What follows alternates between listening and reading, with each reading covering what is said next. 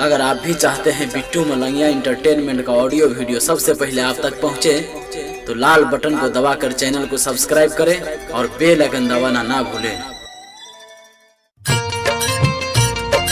अरे जी आओ सुधीर बाबू जी आओ नाती भैया लागल रहो।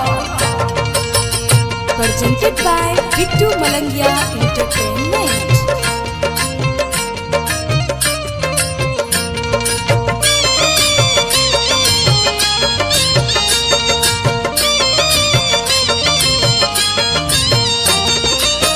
मनीला बतिया तू देत बड़ा साजा, मनीला बतिया तू देत बड़ा साजा, दिल से अपना घरे राजा, दिल से अपना घरे राजा। मनीला बतिया तू देत बड़ा साजा, मनीला बतिया तू देत बड़ा साजा, दिल से अपना घरे राजा, दिल से अपना घरे राजा। Presented by Bittu Malangiya entertainment. Music by Rajeev GK.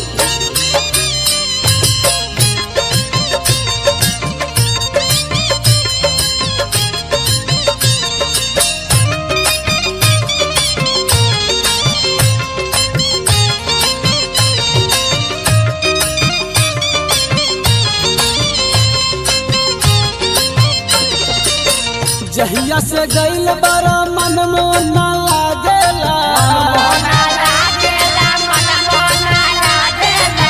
बिन तोहरा ये सैया कुछो ना भावेला। ए राजा जी आई ना राते से कमरिया बथा था दर्द से हो, सपनों में तोहरा के धरे निपाजा, दिल से अपना घरे राजा, दिल से अपना घरे राजा।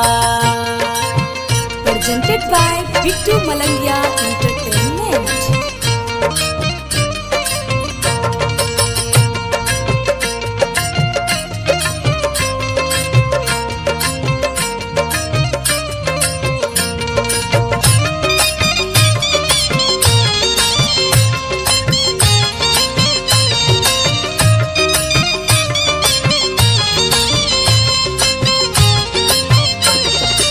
खानो नहीं खाइल जाता तोहरो याद आवेला, मीठी मीठी बतिया तोहर हमरो रुलावेला। ए राजा जी आ जाई ना घरे, काहे तरपावा तानी जी, कितना ले दुख या बसाही राजा, दिल से अपना घरे राजा, दिल से अपना घरे राजा।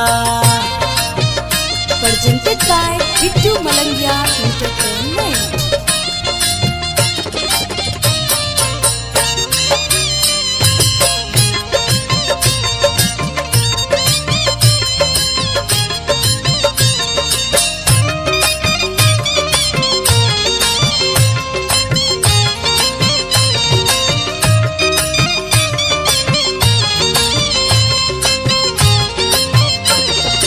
आग लगो निको सैया तोहरा कमाई में, अबे नहीं छोटू कबो हमरा रजाई में। ए राजा जी सुधीर कबो कहलो पे कुछ ला के नहीं खेदे, गल जाई चढ़ल जवनिया ताजा, दिल से अपना घरे राजा, दिल से अपना घरे राजा। Star digital recording studio, Dalsingh सराय।